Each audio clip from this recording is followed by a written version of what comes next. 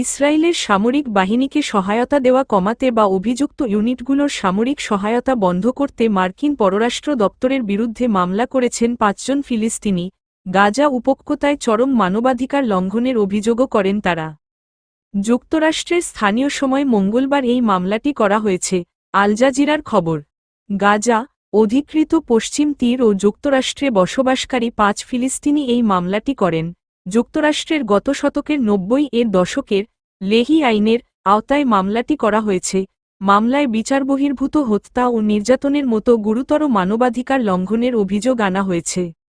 মামলার অভিযোগে ওই ৫ ফিলিস্তিনি বলেছেন, লেহি আইন পররাষ্ট্র দপ্তর চাইলে প্রয়োগ করতে পারত, কিন্তু তারা তা করতে ব্যর্থ হয়েছে।